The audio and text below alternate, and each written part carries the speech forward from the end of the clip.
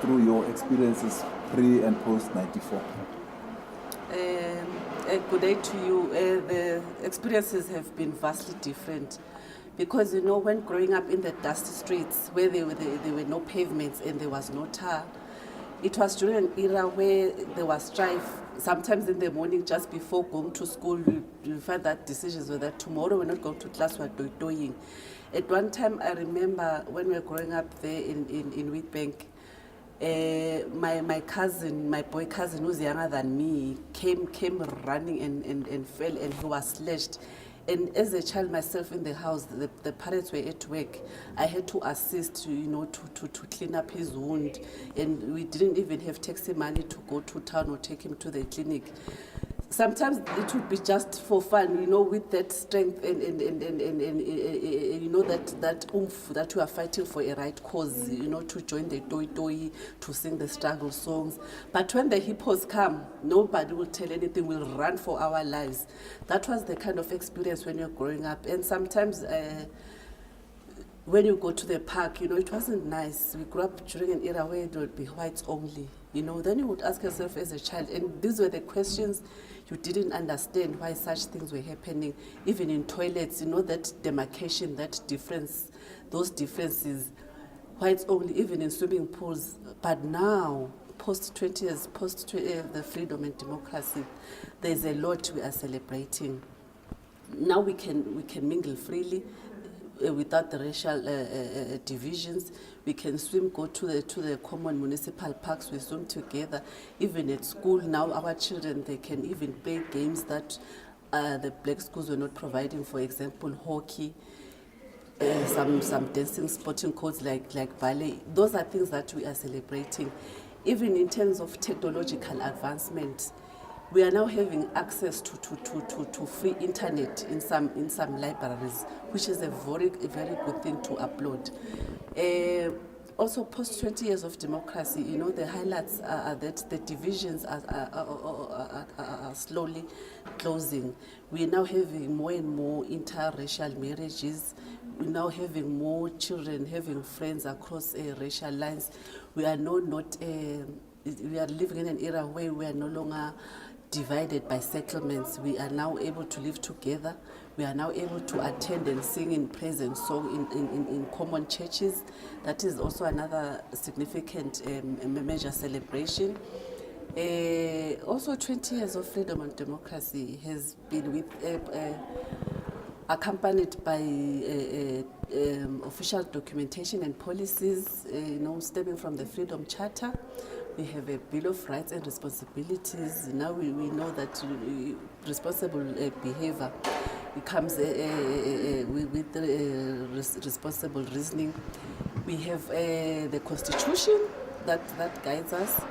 And what I also like is that in 2009, there was a social cohesion colloquium where, stemming from the research that was released in 2006, that post 1994, where are we as a nation?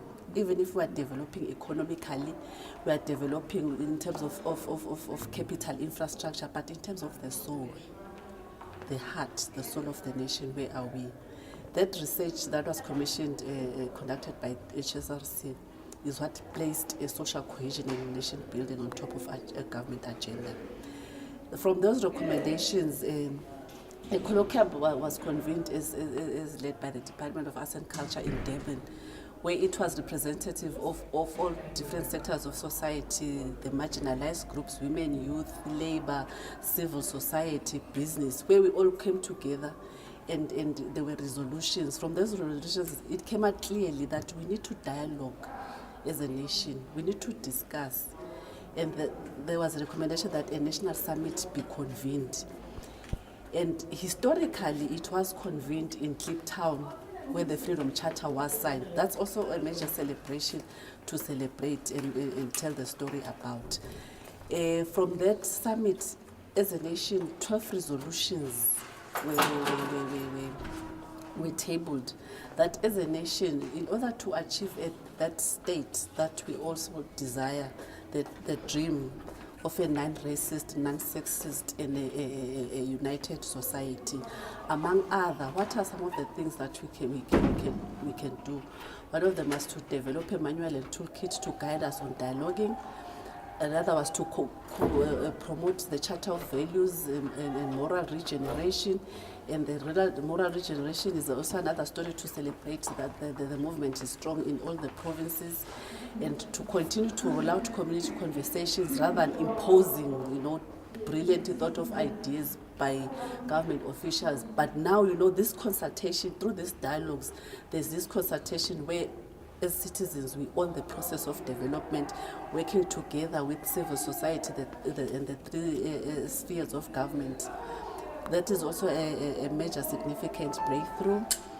And linked to that is we now have a national development plan that we are all guided, that in terms of development, the chapters, they tell us the 15 chapters where we want to go. And we'd like to commend government also the outcomes-based approach, that let's work together so that we avoid duplication, we consolidate resources.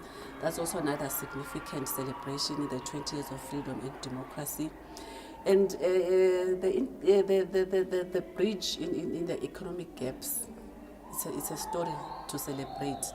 With BEE and equity employment, we are slowly bridging the gaps amongst class, amongst the economically disadvantaged, with the various ongoing programs and development ventures with both private and the involvement of civil society. We are getting somewhere. And the promotion of the use of all the 11 official languages is also a significant story to celebrate.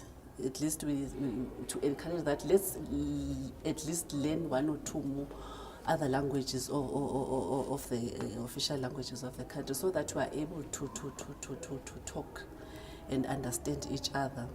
There's a lot, in short, although it's a process, but there are a lot of gains that we've achieved that are putting a smile on the face. Do you think we still have some challenges? And how can we overcome those challenges for South Africa to be able to move forward speedily? There are challenges. Sometimes when you design programs, they also come with their pros and cons. There are also, when you look, because at the pillars of a developmental state involve issues of access. We still have the marginalized, we still have the youth being challenged. We still have people living with disabilities still being challenged. And linked to that, we see the snippets of ongoing service delivery protest as a form of communication. Destruction of property is taking us back in our attempts to move forward. And these traces of racism still loom, like the recent story on those girls from the University of Pretoria, dressed like domestic maids, and some of the things that were done by those college boys. They're still there, some of these traces. And then you see that even if we have a new generation that is race-free in their eyes, the parents, it shows that there's something children are still learning from their homes.